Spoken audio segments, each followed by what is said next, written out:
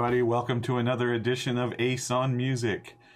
We're here still on our little holiday break, so I'm reporting to you from my office here in Los Angeles. And we had such great response to the interview that I posted last week with Corey Taylor from Slipknot that I thought I'd give you another interesting little insight into my history with Slipknot. Back before I did the interview with Corey, first, you got to understand, there's a real quid pro quo when it comes to journalists and the labels. And certainly there are certain artists that the journalist wants to interview, and there are certain artists that the label wants the journalist to cover because they're new or whatever the case may be. And one day I got a call from the young lady who was in charge of PR at Roadrunner at the time. And she said she had this great new group from Des Moines, Iowa, that she really wanted me to interview for my outlets. And but the problem was she couldn't send me any music other than one track that was in demo format, not even the final. Now understand, this was in May of 1999. This is long before, it was about 3 weeks before Slipknot released their first record. So this was me interviewing Shawn Crahan, the clown in the band. Very, very enthusiastic guy. And I'll tell you a little story of what happened to me before this. Now, when I was doing this journalist stuff, I worked for a publishing company up in Canada. And I started very early in the morning, and I would get off work at about 3 in the afternoon. So I would schedule all of my press to happen, of course, when I would get home. I didn't live very far from the office. On this particular day, I was scheduled to interview Shawn. And I drove home, and I was running a little late. I remember getting to my front door, and I could hear the phone ringing, thinking, oh, there he is.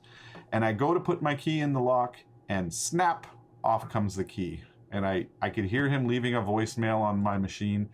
I finally got a locksmith in about an hour and a half later where I got in. The message said that he was going to be home all night, and I could call him. So I did. And he was so generous with his time. We had this great conversation. And it was exciting for me because I didn't really know anything about Slipknot. So this was my first exposure to Slipknot, and I'm here to share it with you. So enjoy this from May 1999 interview with Shawn Crahan from Slipknot. Shawn, you're one of the two co-founders of Slipknot.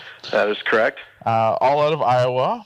Now, I personally am not very familiar with the music. I got the Roadrunner sampler that had a track on it, so I've had a bit of a taste. Okay. But you tell me, what's Slipknot all about? Basically, Slipknot is a very brutal, aggressive band. We consider ourselves not a 9-member band, but a 9-layered band. It was founded with the entity that we would be ourselves and never compromise to anybody or anything. And we would create music that we felt was new, different, and pleasing for ourselves and no one else. And with that, we became Slipknot, where we would introduce just about anything you can imagine. And that's kind of where the mask came from and the outfits that we wear. And it's all just a big concept, and some things we leave up to people to decipher for themselves, and some things we're open up about, But we just try to create what we do and then hope people will like it. Well, you use the term layers, and I definitely would use that term to describe the track that I heard. What song did you hear? The track is Spit It Out. Okay. In a demo format. Okay. But the way you described it with the layers, I mean, there was parts of that song where there was so much going on, and then other parts where it sort of moved from chaos into order. Right. And I mean, with 9 members, that's got to be the norm, I would think. Well, I'll give you a little history on that. Basically, we have spent 3 years of our career soul searching and trying to find the entity that was Slipknot. And in the beginning, when I started the band, I wanted to have 3 drummers. I mean, this was an agreement with all the co-founding guys that there was like 4 of us to put it all together. And we wanted, we wanted there to be something different that jumped out on you. And one thing that really, really appealed to me was the percussion aspect of it. I used to play the drum set, and I didn't want to play the drum set anymore because I wanted to play a heavier, aggressive music with the band, and we needed someone that could utilize that. And Joe, he's one of the best drummers I've ever heard, and he just lays down the double bass and the blast beats and everything just so unreal. So I wanted to have two drummers, and the reason why there's two percussionists and not one is because it's in stereo. We believed in the triangle. You got Chris and I are both the percussionists, and we're on the left front stage and the right front stage, and then you have Joey centered directly in the middle, in the back. So you're getting this triangle of drums. Wow. And what we've done over 3 years of time is we've learned that since we're not, like a Latin percussion thing or something like that, jazz or something, we've developed just the pure power of the drums, okay? And that took a lot of years to figure out. We've spent a lot of time in the studio, and one thing that I learned was there was two things that we needed to do. One, we needed to make sure that all three drummers weren't stepping on each other. We had to let Joey lay down the basic beats and let him do his thing, and then we had to complement it and add to it, not mess it up. So it's not some big chaotic cacophony. It's actually in synergy. Right. It's total, energy, man. So, and then the other thing that we learned with that was we learned that sometimes we weren't really stepping on each other. It was the tones. And in the earlier days, we were using drums that sounded just like each other. So it would be hard for the listener to believe that there weren't mistakes being done. And it was hard to explain that, no, this is just a multi-layered drum thing.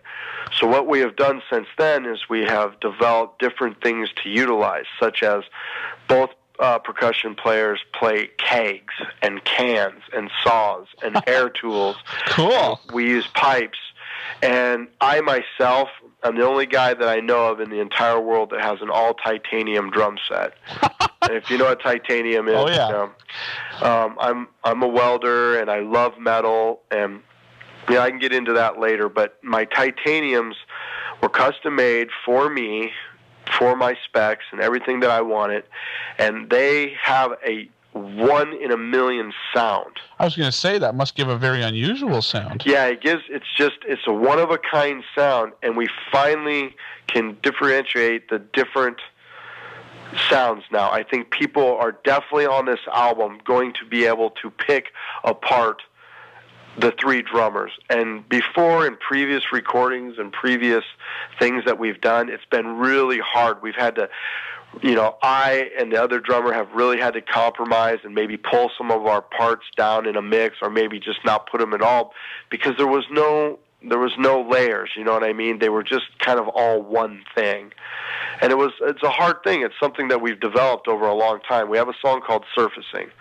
And when people listen to Surfacing, it starts off with this really crazy guitar, just this, it's got a lot of effects, and it's just really mental. And then Joey comes in with the hi-hat and the bass drum, and it's just like, da-na, boom, boom, da-na, boom, boom, right? Uh-huh. Next thing you know, this incredible power is added to it, just boom. And there's nothing more, but then it's like bass and then the percussion. And then it becomes very warm and very full. Wow. And then the whole song, or the whole band jumps in for the rise in it, and boom, we go into the song, and it's driving. It's just really insane. You're making my mouth water. Well, I've always believed that the drums have always been a real basic thing. I believe it's in our DNA makeup. I believe it's one of the first instruments. Speaking as a fellow drummer, I'll agree. Yeah, and I feel that people hear it and they're automatically hypnotized by it. And in the olden days, we did a lot of really chaotic, melodic, dissonant intros where, the bass would just be doing something rhythmic, and the drums would come in and people would just stare at us and they were just foaming from their eyes, just getting ready because the drums were building anxiety, and then you got both guitar players just doing feedback. And they're just freaking out, and they know that something huge is coming. And then Joey would give off his 4 count on the hi-hat, and boom, we're right in your face with, like, the whole band is just, boom, rhythmic right in your face with the song that we wrote called Sick. And it's the lead-off song on the new album. Wow. And that's just all part of it. We never look at ourselves as a 9-piece. It's a 9-layer. And I'll give you a brief thing real quick, and then we'll go on to the next question. But there's 3 drummers, 1 main, technical drummer, and then 2 stand-up powered players. Mm-hmm. A lead singer, bass player, 2 guitar players, a sampler who uses a laptop and some other, MIDI stuff. Mm-hmm. And he does he uses all the quotes and the samples and movie stuff and sounds that we make or sounds that we record ourselves. And then we have a DJ, and then basically the sampler and the DJ, they're kind of the same thing, but they're not. One's just doing the technical stuff that we create ourselves, or that we take, or that we borrow from movies to prove a point or something. And the other guy is taking the same thing, but on vinyl, but he's putting a human feeling behind it. Instead of just pushing a button and letting it bark out at you, he's playing it and using his hands to manipulate, using a talent. Sure. So that's the 9 guys.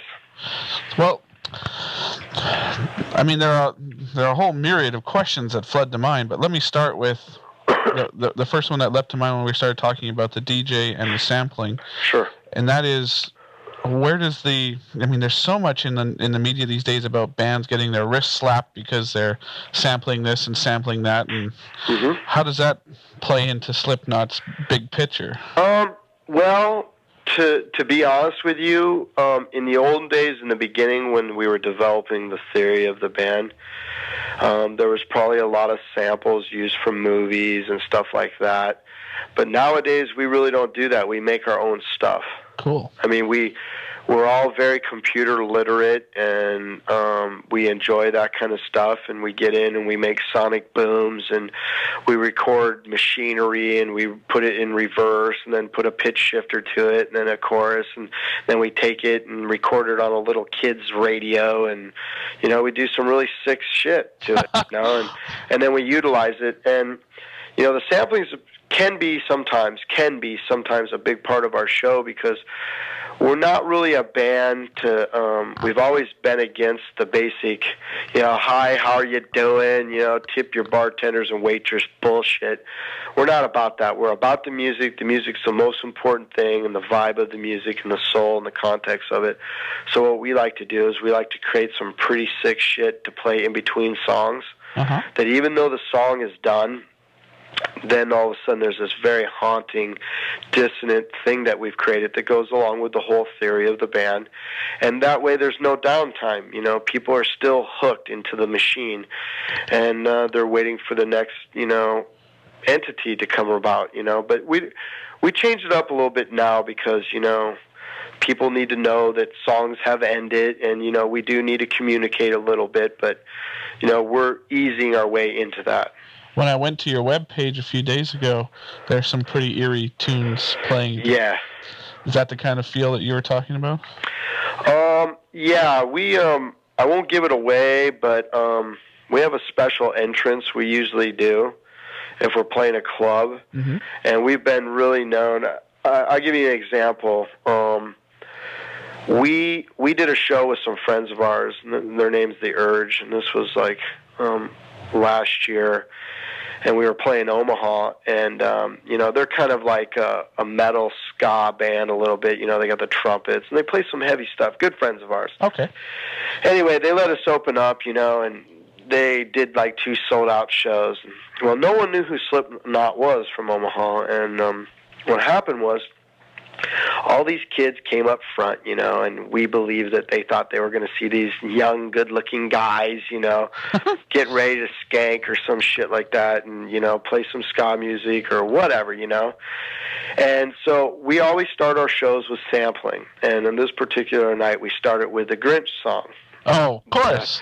You're a mean one, Mr. Grinch. Right? We play it, and we got the whole place singing it, right? And everybody's just loving it, and we play it. And, the first 15 seconds, no one really knows it's the band that's doing it. They think it's the venue. But we got so cranked up that, they understand. The lights go down. They know it's going to be Slipknot, and they're all happy. And everybody's like, yay, this is going to be fun. We're going to bounce. And then all of a sudden, the Grinch gets a little distortion on his voice, and then he starts talking really low, and it starts getting really sick. And then all of a sudden, there's this droning, dissonant, high pitch. And then everybody's looking at each other, and they don't know what the hell's going on. And then there's a very frightening feeling that they feel, and then you hear these two little girls start saying, "Come and play with us, come and play with us, come and it's just going over and over and over. And then we make our entrance like we always do, and then everybody understands that it's not a joke and it's on, and they feel it from the beginning because we make them feel it. You set the stage. We set the standard and the stage, and we make sure that everybody's paying attention because we take it pretty seriously, you know? You know, we've been focusing a great deal on the music, and I think that that's a very important aspect, but you've also gone to great lengths to make a very visual presentation. Mm-hmm. And you know, this photograph that Roadrunner sent me of you guys, what looks like to be a Ferris wheel. Okay. There's an incredibly somber mood there that I think is typical of the whole feel of the music that you're putting out. Right. And I don't know. Are you familiar with a San Francisco band called The Residents? No, I am not. There's so many similarities in the philosophy and in the style of what you guys are doing. Not in the kind of music, but in the philosophy. Right. Like The Residents are these guys who've been doing albums for 25 years, and their whole philosophy was it's the music that matters, not who's in the band. So they always appear in public in costume. Right. They have these big eyeballs they wear for heads. And oh, okay. I've seen that. Okay, I've seen the eyeballs. I remember that. Yeah. Right. Very powerful visual thing. And right. I mean, you guys have a very powerful visual thing. But what's it really all about? Like, why the masks? Well, I'll give you the story real quick. Okay. Okay. Basically, in the beginning, when we were trying to discover ourselves, we had a philosophy. We're all from different bands. We all opened up for each other, and we're all very tight as a family unit and friends.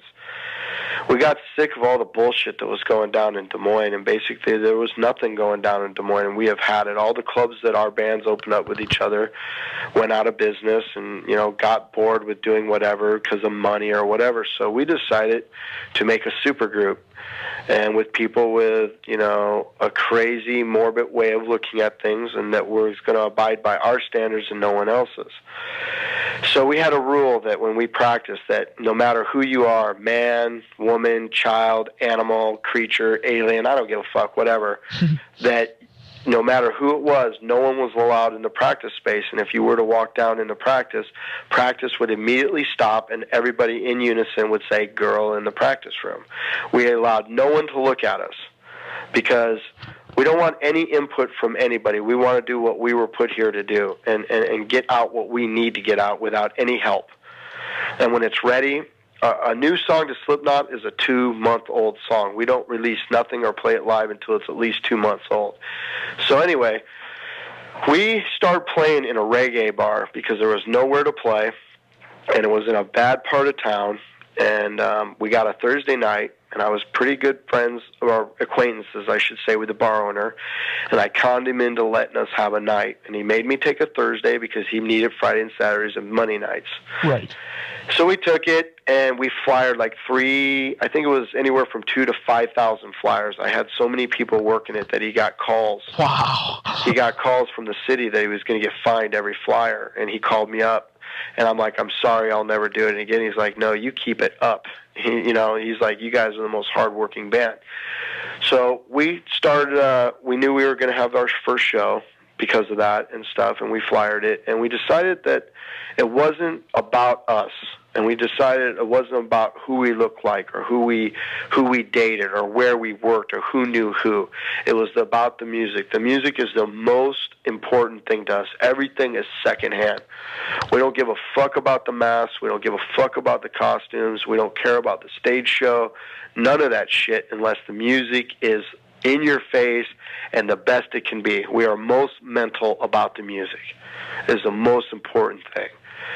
So what happened was we put on these masks, and there's kind of a story behind it, but we kind of leave that alone. And we put them on, Why do you leave it alone? Well, we just, you can't just drop that. Well, it's the way it came out, It's just you have to be in Des Moines, and the way it came, like, I'll get to it. I'll tell you a little bit about it. But what happened was we all got our masks, and we kind of got stuck with them because, the first show we had over, like, there was 150 to 250 or something like that.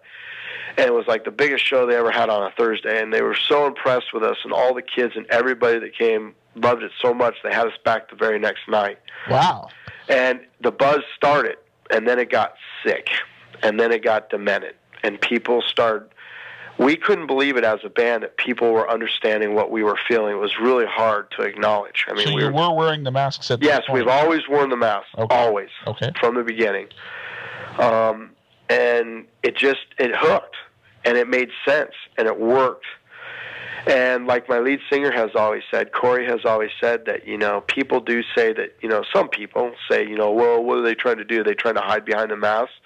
And we believe that we are giving you more information about us by wearing them, because they are true extensions of us. And I feel everybody in the mask, or everybody in the band, has fallen into a mask. And it's almost scary. I mean, that, like Corey explains his stuff as being that everything he feels when he's on stage, he feels it's the mask. That's the expression he feels when he's on stage. Because, his instrument is his vocals, his breath. And his visual is the plain white kabuki mask, right? No, his is the white mask with it's the hood with the dreads coming out of it. Right. Right. Okay. And he, it's very restricting. It hurts his head, and it's just mental. And when Corey sings, he goes for it so hard that it's like a guitar player bending his strings and making his fingers bleed. Corey's going for it so hard that he just wants to pass out and die, but he keeps pushing and he keeps pushing. And that's what his mask is with him. It's tight. It doesn't fit right. It hurts.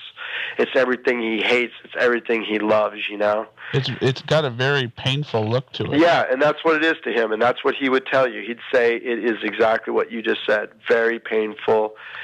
It's what he's feeling inside, And now you ended up being the clown. Yeah. And, to clear some things up so people understand, I got nothing to prove to anybody but myself. The story with my clown mask is that I've had my clown mask for about 15 years. Mm-hmm. I had been walking through the mall and had found it, and I only had $40 to last me a month. And Halloween was over, and this thing was like one of the very last masks that was in a place. And when I saw it, I was memorized by it. I was completely just memorized, hypnotized, whatever. I mean, I was just in awe, man. Okay. And I was just, and my friend at the time, she's like, you can't, buy that, blah, blah, blah, blah, blah, blah. And I went back and I bought it. It cost $39. And I've had it ever since. And the thing with my clown mask is that it's all in the smile and the way it's set up. And it's a very evil clown, and I feel like I'm a very evil person, and it suits me just fine. And I've always believed that clowns are things people choose to ignore, and they reveal a certain truth in all of us, and they bring out a certain aspect in all of us, and people choose to put clowns behind them. And I'm the type of person that is not going to allow you to put me behind you. I'm going to make sure that I am seen and I am in your face, and I'm going to make you confront whatever scares you, because that excites me. So, I mean, and it goes deeper, Sure. than that with me. But, like the gas mask guy, yes, who wears the gas mask, he has a collection of gas masks.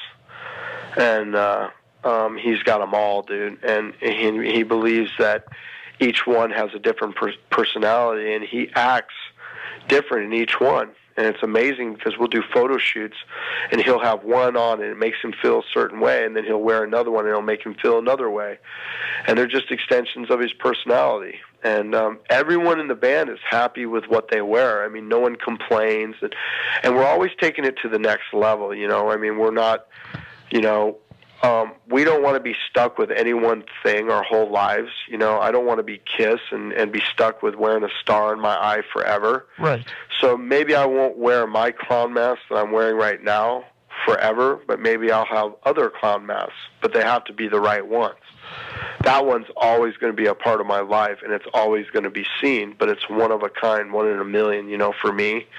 And it's opened up my brain, so to speak, my soul. So, you know, I might bring out other entities that make me feel other ways, because that's the true trick of it, you know. We all have moods. Every song does something different to you. Every second in a show is different.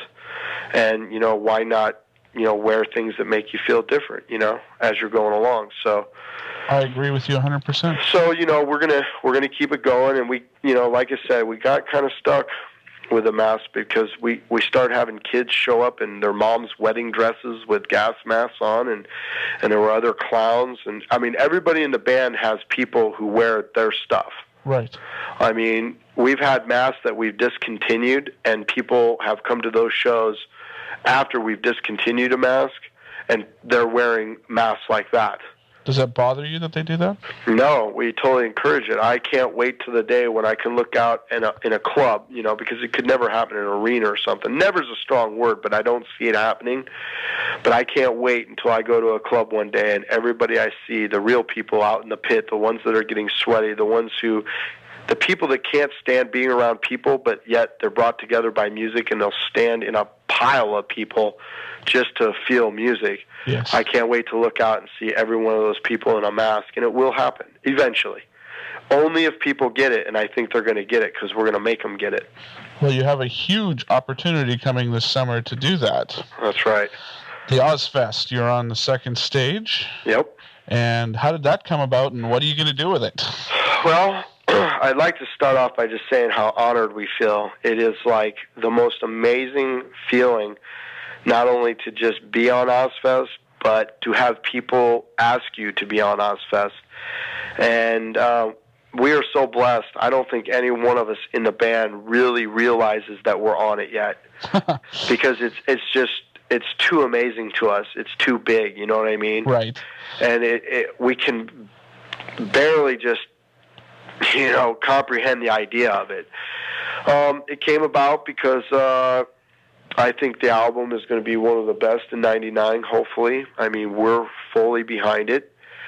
We hope people like it, and we're very proud of it, and we're proud of Ross. I think Ross Robinson has said that it's the best album he's ever done. Basically, you know, Roadrunner's really behind the album. Monty Connor, the vice president of A&R, loves the album, and he thinks it's one of the greatest things he's ever heard. And they're really giving us a push. They're really into the band. They believe in the band 100%. And a lot of people got together and made it happen. And, you know, I've met Sharon Osbourne at a Black Sabbath show, and she's seen some video footage of us. And the thing with Slipknot is that a lot of people don't quite get it when they listen to it. They understand that there's a lot of stuff going on, but I think they just kind of think that, you know, things were added in on the recording. But seeing is believing, and when you see Slipknot, you know, you're going to tell yourself that why doesn't every band have this many people?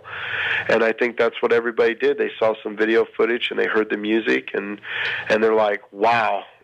Well, I guess having that many members, it poses some more real-world kind of problems, like the money goes 9 ways now. Right. That's got to be a concern as well. Here's the rules that we've had from the beginning. We're a drug-free band. Oh, okay, great. And we don't feel like we have any time for it. Good. And the rules are that, you know, if you do drugs, you're fired. You got one chance to get off them, and that's how it is with everything. In the beginning, we were told, hey, money's going to be split 9 ways. If you don't like it, get out. You know. Practices is from 6 to 9 every day this week. Be there or go. And it's so easy for everybody because it's this is what we love to do. I find it real funny because I hear all these bands with 3 or 4 or even 5 people, and I hear all their little bickering and these little things that they have problems, and we don't have any of that. I mean, we have our problems. We're not a perfect band, you know, but we don't miss practices unless there's something really wrong, and no one questions the drug thing because it's fucking stupid. Yeah. And we get on with our lives. We spent 7 weeks at Indigo Ranch, which is a pretty small place. It's got a chateau, you know, that most bands, you know, they really got to like separate because they'll be there forever doing an album. With us, you know, we get up and we calmly ask each other, you know, who's taking a shower, or, you know, can I have some of your ramen noodles? I'm broke, or, you know, it's just a really easy process for us. We've been doing it for so long, and we get along so well, and we tend to appreciate space and money and all those things that, you know, kind of are hindered in our lives every day. You know, it's like when we get off the road or we have time with our families or whatever, we really appreciate that time because we do have to spend a lot of time with 9 guys, and then there's a sound guy, and then there's some road crew guys, and then there's a road manager. You know, it's a lot of people in a Slipknot camp. I'll bet. I mean, your roadies alone to move those drums must be intense. Yeah, and, you know, I didn't tell you, you know, like my drums are on an air pneumatic lift. So I go about 3.5 feet in the air, and that's how also my drums came. You know, I had taken my percussion thing to a next level, and a guy and I had collaborated, and we had 4 elevator wheels and an air pneumatic cylinder, and we said, let's make something incredible, and we made this really rough, rusty-looking, dangerous air pneumatic lift that holds all my drums and takes me in the air. So the next step was not only to get some drums that sounded different than Joey's, but also went with my theme of my welding and my metal. And, you know, so, and the other drummer, his drums are on gymnastic springs. It's this big, like, tinker toy looking set, and they're all on gymnastic springs. There's 5 of them. The and visuals you paint are incredible. Yeah, and he bounces them around. It's really scary. And just depending on his mood, you know, maybe there's a really slamming riff, and he's got this thing, bing, bing, bing, bing, bing, bouncing. Or maybe he's in this really dissonant mode, and he's just swaying it, distributing his weight from right to middle to left, and kind of doing this turning motion, you know. And it's kind of frightening, you know. So, but sounds really cool, actually. But I want to get back to the Ozfest thing, you know, yes. What we're going to do. Slipknot has always been a band that, you know, we haven't felt like we need to have chicks on stage taking off their clothes, or guys for that matter, or, you know, a bunch of fireworks or whatever. You know, that's not saying that in the future we might not feel maybe we want to take something to a new level, and maybe we'll introduce some things. But we've always been a band that has just gone out and been ourselves. And, you know, you see the way we act, and it's just so gimpish, the way we move and the way that we give off ourselves when we're playing our music. And I think it's truly unique, you know. So all we're going to do for Ozfest is go out, be ourselves, play what we were given to do, kick the fuck out of each other, and hopefully people will enjoy it, and we'll make some friends, and we'll make some fans. And I think everybody's going to get into the music, and I think everybody's going to get into the lyrics.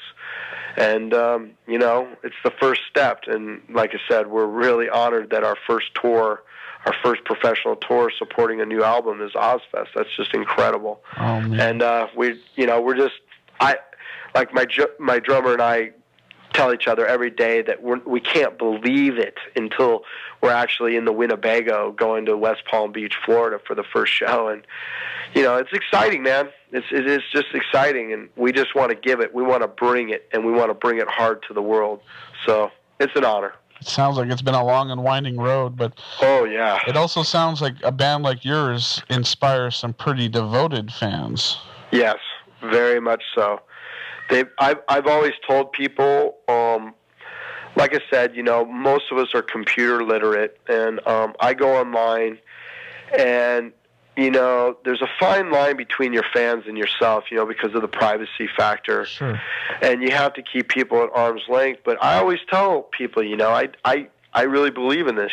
I don't want fans. I want family. You know what I mean?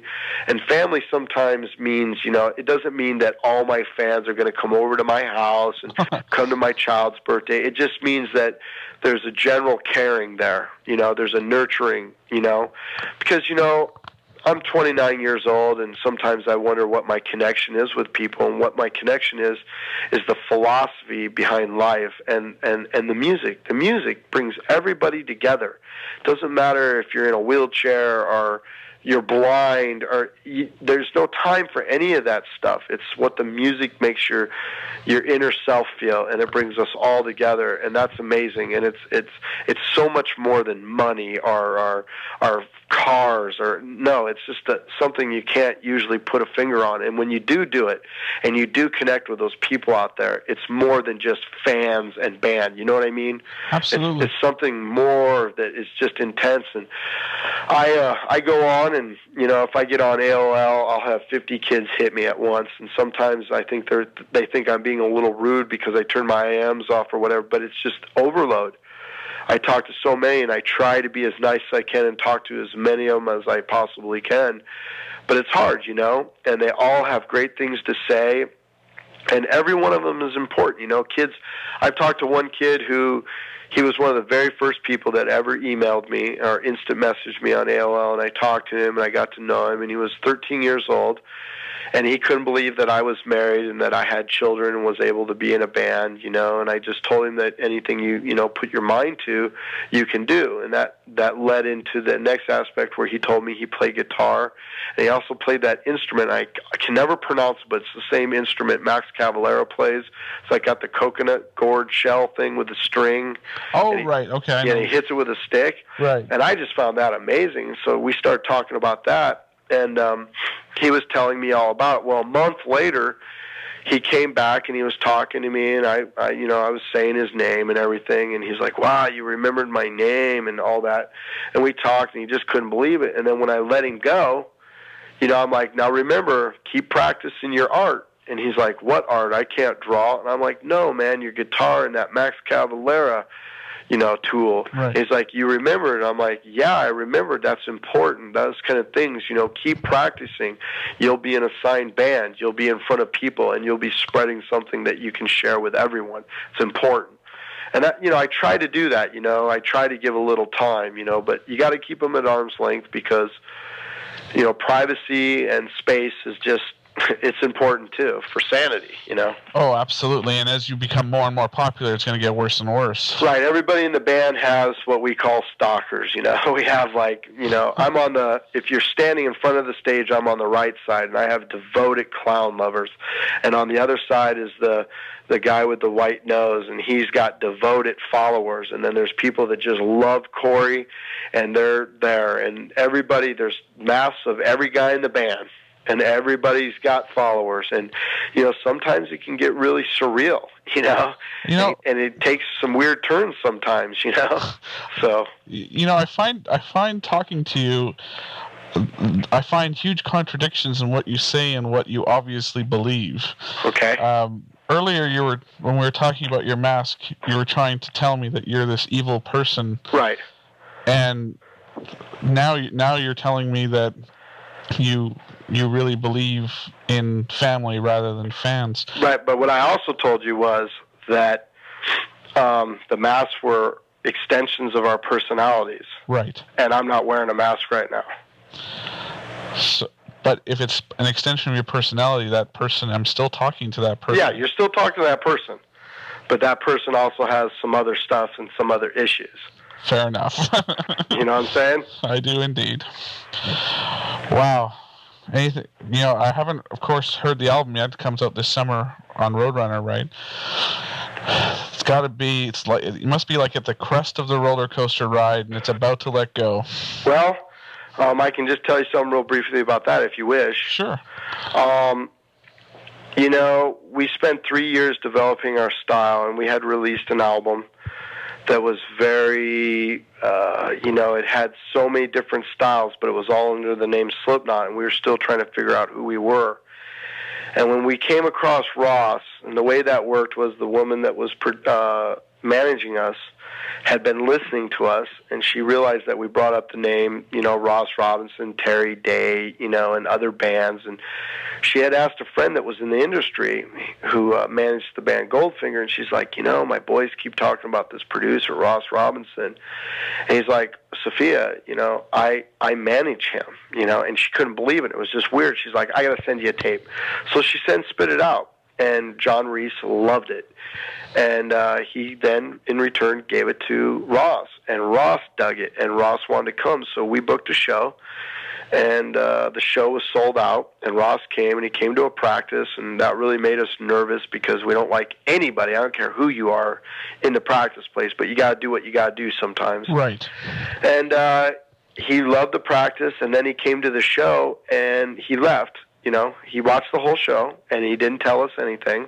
And when he got back, he called up and said that he was going to do us. And at that time, we were trying to get a record deal, and there was a lot of bidding going on, and there was a lot of crazy things. And Slipknot was always adamant about having you see us before you sign us. There was a lot of deals on the table, but they hadn't come and seen the show. They did their homework, but they refused to take the test, and the test was come to a fucking show and check it out. And then if you're down, we're down. And we lost a lot of deals because of this show, because people can't hang. They're not ready for Slipknot, and they want to block Slipknot out. One label said, if that's the future of music, I want to be dead. And Slipknot just came back with saying, not only is it the future of rock and roll, but we don't want you alive either. So, fine. And that's the way we've always been. We've never compromised our art for anybody. We play for ourselves. We have nothing to prove to anyone but ourselves. So Ross found out that we were having, we weren't having difficulty. We were just having a hard time finding family and, somewhere that we belonged. And Ross said no matter what, he was going to be recording us and that he would fund it himself and make sure that it got signed or whatever, that he believed in it so much that he was taking it on. And right around that time, he had been working on his production deal. And he was working with a couple different labels with it, but he finally did go with Roadrunner. And he put his imprint on Roadrunner, which is now I Am Records. Right. And the ironic thing is the very first label that Slipknot had ever had something solicited to was Roadrunner Records. And Monty Connor himself had said that, hey, this is a pretty good band. Let me see where they are in a year. A year to the date, we sent him the new demo of Spit It Out. And we said, we don't know if you remember us, but a year ago you said, where are they going to be in a year? Well, here we are, and here's our new song. And he kind of doesn't remember that story, but we do because we write everything down. We never forget anything, a name, a face, whatever. And so Ross told him, hey, man, this band that's been bugging you and everything, you have to go see them. And Monty came, and he hates to fly. And actually 1 year ago today, last April, he came. Wow. And came to a Chicago show. And we played with a friend, and he came, and we had a really, really good show. Not everything went the way we wanted it to, but we had a really brutal show. And he got it, no questions asked. He flew home. Monday we got a call. Record contract will be sent out to the lawyer. We were very happy because we felt like we found family. And, the rest is history. We went to Indigo Ranch, Malibu, California, where Korn and Sepultura and, all kinds of bands have done their stuff. And that place is so amazing because it's full of energy. And we did 7 songs in one night. Wow. Tracking the drums now, okay? Uh-huh. And that's a very hard thing to do. And Ross actually put his hand down and said, I am not allowing you guys to do any more songs tonight because you guys will be out of here in a week. He said we are the most hungriest band he's ever seen in his entire life. And what he did was he brought out the tools to allow us to be ourselves and to get out everything we always wanted to get out. And we did it. We were so frustrated with the industry. We were so tired of whining and dining people because we didn't give a fuck about that. All we cared about was the music. We didn't care about, you want to all this bullshit when people come in to see you. It's like, do you dig it or don't you? If you don't, nice to meet you. We'll see you later. Right. You know, if you're into it, let's talk about the music. Let's get it done. And we met a lot of good people that have stuck with us. You know, they couldn't, you know, get us signed, or maybe they weren't the right label for us, but they've stuck around because they believe in the song. You know, I still have friends who from different labels that really wanted to get it going, but we chose not to go with them, that still stay involved with Slipknot because they believe in the entity so much. And Ross, he took us in that room, and when he said, he got everybody quiet, and when he said start recording, he started slamming so hard because we slam, and very rare do we ever see anybody as aggressive as us. And this guy, man, he slammed so hard his pants would fall off, and no one would even care that we saw his, you know, butt. You know, we don't even care. He threw plants at my drummer when Joey was recording. He threw a potted plant at his head. Joey ducks out of the way while he's recording drum tracks, mind you. The plant busts into the glass, breaks all over the place, dirt's in my drummer's hair, in his mouth, in his ears. You know, or not his ears, but like in his hair, and coming down his face and getting in his mouth. And he actually got dirt in his mouth this one time, and he just loved it. And he's gagging on it. You know, it's this chunk of dirt, and it's just pushing us beyond belief. And the guitar players, he's, you know, because Ross really likes guitar players, he's like knocking them to the ground, breaking their straps. And my guitar players are on the ground, still slamming, playing the guitar with no strap on the floor, on their back. And the cameraman slamming. Ross is throwing the camera across the room, and he's knocking the cameraman out. He's taking me out because, you know, we dubbed the drums percussion later, and I'm tackling Ross, and Corey's in the vocal booth laying down scratch vocals, and he's punching the glass and knocking the microphones over, and everybody's going fucking nuts. And when it's done, we feel like we were in a battle. You know, we're just like, what the hell just happened? And we go back in and we listen to what we laid down, and it's so brutal because it's like all this bound up tension stuff that we've had for 3 years trying to get on this thing we call a dream, and it's sometimes the biggest farce that we've ever like been involved in. You know, it's ridiculously absurd sometimes that all we ever wanted to do was be this entity, and now that you are, it's like even crazier, dude. I mean, we're not starstruck, dude. We don't sit around and go, yay, you know, we're on Ozfest. You know what we're doing? We're like, are the banners done? Are my drums ready to go? Did you make that modification on your guitar? Where's your cases? Did you paint that tribal S on your shit? Who's got latex? You know, who's got this? Are you ready? Where's your toothbrush? We're completely noited out with everything that we got to do because every little thing involved in Slipknot makes the whole thing go down. You know what I'm saying? It's so many layers of everything that if one little thing is just like taken, a little palette of color is taken, the whole thing goes down. So we have to be on our toes at all times.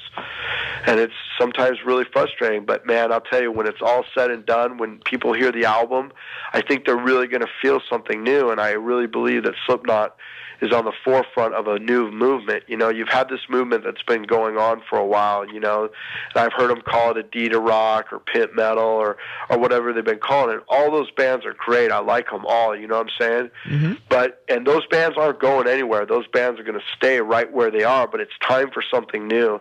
And I don't know if Slipknot's it, you know what I'm saying? I don't know if we're it or whatever. I hope people like what we do, but I do believe we're at the forefront with a movement that's happening.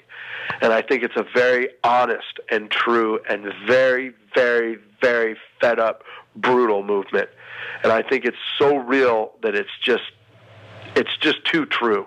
People are just going to really feel it. Hopefully, you know, we all cross our fingers and we hope. Well, you know what strikes me is, I mean, in my position, I end up talking to a lot of people in your position. Mm-hmm. And it is very rare to hear the kind of conviction and passion that I really hear in what you're saying.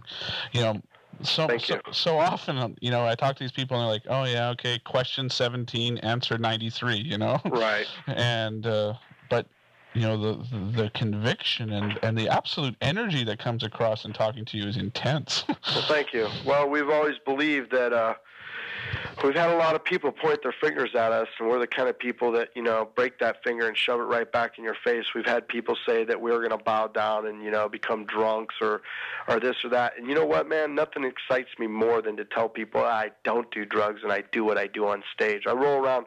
If it's a small venue, I'll find the nearest garbage can and stick myself in it, and I'll roll around on the floor until I knock people over. And the first thing they say is this band's on drugs. And you know what? We're not on drugs. You can do anything you want in life if you set your mind to it. Absolutely. You know, right. and I love that. And I love when people come to our show and we slam. And I mean, man, we are so passionate about our music. We are our greatest fans. I've been playing some of these songs for 3 years now. You know, they're a little bit different because there's a couple songs that were written way back in the early days, and they're all modified, and they're the Slipknot that we are now, because we finally soul searched and we found out who we are.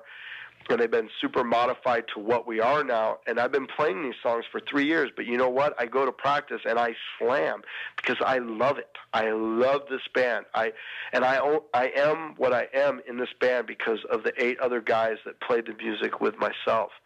And we enjoy it and we love it and we don't take it for granted because it can go at any time. It can disappear. We could just be toast. We could get dropped. People, the album will come out, they won't get it, or they hate it, or will be compared, or whatever. I mean, this dream that we're following can just disappear at any moment, so I'm going to live it to its fullest, you know. I'm just going to go all the way, and there's nothing that makes me more happy is that when people, you know, I don't know if you've ever been in a car wreck, but I'm really fond of this story. Someone a long time ago said seeing a Slipknot show and hearing Slipknot music is like being in a car wreck. And the way I identify with that is that I've been in several car wrecks, and fortunately I've never been seriously hurt. One time I hit my head against the windshield and actually cracked the windshield, and the only thing I remember from the whole incident is how tense my hands were grabbing the seat and the dashboard. And after it happened, I'm looking at this big cracked windshield, not remembering my big noggin ever hitting it, but I look down at my hands and they're just implanted. You know, they're just like digging into the dashboard. And then all of a sudden that feeling I felt when I'm like relaxed, right? And I relaxed all my muscles. And that's what I feel when I play this music. I am bound up for 40 minutes to an hour. And when it's before I'm calm and after it I'm calm. But when I'm doing it, it's like it's this scary thing that's going on. This entity has come inside me and I'm getting out all my angst of life. And I feel the fans get that too, the ones that have really seen it and they get it. They're just mental, you know. And then when it's over, they're refreshed and they go on and they live their lives. They go back to their unsatisfying home lives, or they go to the school where they're ridiculed, or they're put down at their workplace because they're a little bit different or whatever. And I feel like Slipknot may give you that, you know, that true thing that is like almost a requirement that's not being given a lot. And I'm hoping anyway. That's the way I feel. It's like some kind of strange exorcism ritual or something. Yeah, you know, it's just that's what I feel, and that's what I'm hoping people feel. You know, I'm hoping Corey's words. You know, Corey doesn't preach. He doesn't have a message. We're not one of these bands out there telling you how to live your life. Corey is speaking personal feeling. Corey is speaking personal pain. He's telling you it through his eyes of what he's felt. And hopefully he's not making it so personal that you can't somehow identify to it. He's making it so you can grab a hold and become one with it. And the music is of its own entity that I think we're trying to grab an audience that gets it, you know, and they'll be like, wow, this is new. This isn't rehashed stuff. And, you know, that's what we're hoping anyway, you know. And, it sounds like you got the mindset to make it big. I hope so, man. I will say this: we were doing the CD layout, and for years coming now, we've had plenty of people that we can't even count on 30 hands tell us that they need a special thanks in the CD, and we start thinking about it, and we're just like, you know, this whole fucking dream is absurd, and we've remained true to ourselves. We've never cared about what anyone has said. So instead of thanking everybody, you know, we just said, you know who you are, and you know what you've done, and we can't believe we're chasing this dream, but thank you, you know. And that's always been the mindset that, you know, we don't need to make concessions or we don't need to go out and compromise nothing. We're just going to lay it and be very honest. And as long as you don't lie, cheat, or steal, you know, good things can come your way. And so what you're saying is it's not about Shawn, it's not about Joey, it's not about Craig, it's about Slipknot. It's absolutely about Slipknot. I would die for any one of my guys in my band. And it's such, for me, it's, I have things in my personal life that are so beautiful that, they can never be away from me. And that's also how I feel when I'm in my practice room or when all of us are together. Some of us hang out with each other more than others, and there's always something lost. But when we get together and practice, we're giddy.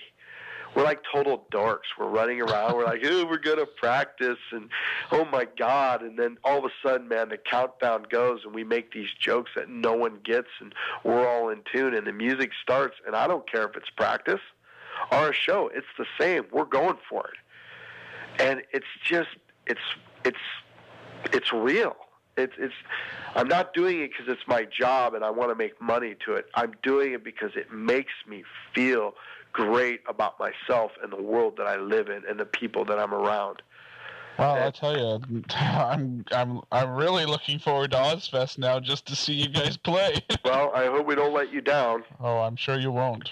We're just, like I said, man, we can only go out and do the very best we can. And, there's a lot of things that are going to be restricting. And, this is one thing I was going to tell you. There's nothing that makes us feel better is that when we do our deal and we have a really good show and people look at us, I've seen bands, and I'm not going to name anybody, but I've seen people even today, not today, but like recent, they'll put on a mask for a song or two, but dude, they can't take the heat, or they'll wear some coveralls, or they'll wear some outfit, but 1-2 songs, shit's off. They got to be something more than what they are. Slipknot does not take off a mask, and Slipknot does not get comfortable. I may drink 14 bottles of water at one show. It was 130 with humidity. Wow. It was so bad, dude, that I was hallucinating. I was like watching Barney dance across the thing. It was the only time in history that like we had to take like a distant little break. We did some sampling, like 3 or 4 of us stayed out and we just stared at people. Some people got some air real quick, and we came out and we did like 2 encores, and we ended them with our encores. We never do encores and shit like that, but both of them that we did our thrash songs. We did a song called Eeyore, and it's like the fastest, most blast beat, freaking heavy shit you've ever heard. And we're like, if we're going out, we're going to die, man. You know what I mean? We're not going to be pussies and like play some ballad or something.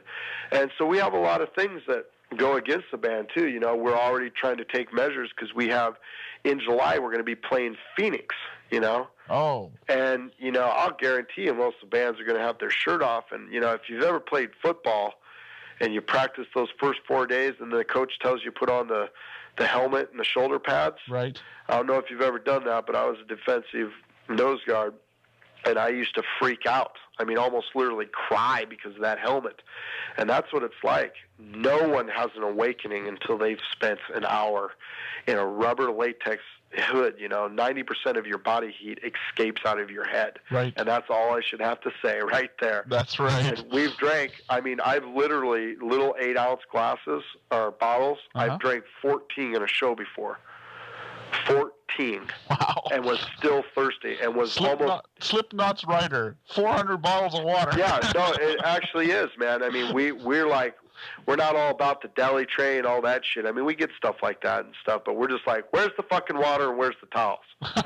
Because it's brutal, man. It is literally brutal. And when we're done, we feel like we gave ourselves, man. I feel like I was fighting a bull. I feel at the end of a show, I feel like I hadn't robbed anybody. I feel like I've given them every dollar's worth of money that they paid to possibly see Slipknot. If they paid to get in and they bought a T-shirt or a hoodie, I feel like I justified those things. I feel like if traffic was bad coming to a show and mom and dad didn't want them coming, I feel like I've justified it. Because when we walk off stage, every guy in my band, not my band, the band that I am in, is just tore up. And we love it. When we're done, those masks come off, and we just feel, we've given it our all, man. We threw the touchdown pass. We've won the race. You know what I'm saying? We just didn't go out and play some chords and be real cocky and say, ha, ha, ha, how you doing? We're the same old rehash shit. we give it all, every bit of it. And how do you guys deal with the fans afterwards? Is it you're very accommodating? I'll be honest. This is how it goes.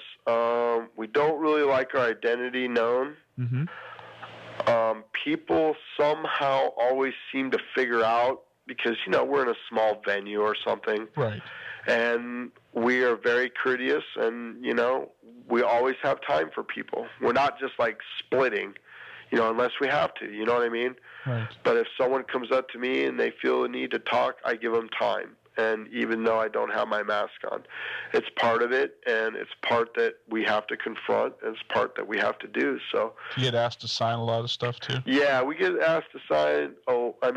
My drummer goes to the mall like every other day to buy CDs or get some clothes or whatever, and he's always got kids coming up to him, and it's always pretty cool. We don't really get. There's some freaky shit that happens. Some girl saw my bass player balls the other night, and she just freaked out so bad that she had him sign her breast. And he's all about that. He signed her breast, and then she started crying, and she was like following him around the whole night, and just like it was like a Beatles mania thing or something, and he just couldn't understand it. He's just like, what the hell's going on? I mean, everybody likes attention, but sometimes it can get really freaky. Oh yeah. And we're just going to take it as we go. But hey, the days of ourselves being out in the pit watching the shows, they weren't too long ago. And we're going to remember that. Because it's those days that we were out in the audience sitting in our chairs with our paid ticket that taught us that one day we wanted to be on the other end. And because of hard work and good music, we achieved it. So I can never, ever forget that or ignore it. We always said that we'd run contests where we'd, instead of have all the booby girls and all the popular people who usually get backstage, we would have our roadies go out and find that kid who got the worst seat, who maybe has an acne problem, who doesn't have any money, and he's a total, people outcast him, right? That kid's coming backstage. Because Man. that's the kid that worked the extra shift and worked for 5 other people just to have that one night off and had to take a fucking bus. And I got kids who have done that, and I've had them over to my house for dinner. And don't lose sight of that. Don't lose sight of that. No, you can't. I have never heard anybody in a professional recording band say that to me, and you can't know how much it means to me to hear you say that. Well, it's important because I hope if anything, if I've reached anything on this interview, I want it to be the truth, and I want people to see the truth, because when you record an album, if you do it the right way, it's truth. It's you. It's your being. It's your soul. And that's not the only truth that goes on at a show. There's those kids. There's the manager. There's all kinds of truth. And it all needs to be reckoned with, and it all needs to be recognized. And these people who lose sight, and I'm really confident in myself, and so are the other guys in the band talking this way, because I have been confronted with drugs and stayed clean. I have been confronted with rock starness and stayed true. Things happen. Sometimes things happen, you get too close to your fans. And, coming from the small town that we come from, that, we used to do a lot of shows and then all of a sudden we get signed and, we're out of here and we get to work with the likes of Ross Robinson, and we get to be on a label with the likes of Fear Factory, Cold Chamber, even bands like Vision of Disorder, all these bands that we love, a lot of people around here, I hate to say, are really jealous. And, they like to throw accusations at us and say that we've sold out or whatever. It's just another step, and you deal with it the way you do. Of course we're very happy that we've done it. But, man, people don't realize a record label's just a bank. That's all they really are. Yep. Is a fucking bank, dude. And they're investing in you. And they're investing in you. And this whole thing about, I'm going to steal a line from Rollins. Everybody in this band is going to learn how to starve creatively, and that's the truth, man. Good old Henry. Oh yeah, dude. I can't tell you how many. You could call up any one of my guys that's in the band right now and ask them how many packs of ramen they ate while we were in Malibu. people just automatically assume that we're in Malibu recording a fucking album in Malibu, California, right, with Ross Robinson there, that we're eating steak and lobster. No way, man. I ate ramen for 14 days straight. One of my buddies was with Joey mixing the album, and he ate ramen for 3 weeks straight. I've been there too. Yeah, and that, those kind of things keep you pure, and the truth keeps coming in. And so I'm very confident in the way I talk, and so are the other guys, because we've been addressed with these things. I've had people from the past come up to me, and I've remained true to who I am and to the music. And I'm very comfortable in the way I feel, because I'm not going to lose sight of that. If I have a bad day on Ozfest and I really need some space, yeah, I won't spend any time with fans, but if one of those kids comes up to me and says, dude, I talked to you on the phone and this and that, or email, just say, hey, look, dude, I love you and I appreciate it, but right now I need space. As long as I'm honest, I can never be crucified. You know what I'm saying? And just do my thing and be honest and always remember it, hopefully make a career out of it, support my family, and make a better life for ourselves. And, a better life isn't always money. It's just the soul, enriching the soul. That happiness shines everywhere. So the very fact that you're a recording band and that you've contributed to the body of work that is music out there means that you've left an indelible stamp. Yep. And I think you guys got it in you. I certainly got the passion and the drive, and I can only wish you the absolute best of luck, because I don't think you're going to need it, though. Well, I try never to get cocky or too confident on anything. I can just take everything day by day. And when I say, I hope, if you come to an Ozfest show and we meet, because I'm really adamant with meeting people, because it's important, it's putting a face with a name or a voice. We will meet, believe me. Yeah, and I find that really important. And I hope, when I say I hope I don't let you down, I really mean that. I that's not a joke with Slipknot. Everybody in the band, you as one person are as important as the other 29,000 people that will be at that Ozfest. You are as important. But remember this, that if you do your show to the best of your abilities and give everything you've absolutely got, what else can you do? And you have done right by anybody's standards, and yep. At that point, it is part of the ages, and that's that. Exactly. Shawn, it's been an incredible pleasure talking to you. Well, thank you so much, man. It's an honor, man. We always have time to do anything and speak with anybody who's taken notice. Well, there you have it. Interesting stuff, huh? Well, it's a little strange for me to hear that now that I'm so familiar with Slipknot now, and of course been following their career for 20 years. But this was when that band was just starting out, and the unbridled enthusiasm this guy had for his band, it obviously showed its way forward, and they became one of the biggest bands in the world right now. So anyway, I want to thank you for taking the time to join us again this week. You can always leave us feedback at acetalksmusic@gmail.com. Also, check us out on the Patreon platform. We do our after hour show over there, and you can see some exclusive content about what we talk about after the show finishes taping. And until next time, stay safe, and I look forward to seeing you next week.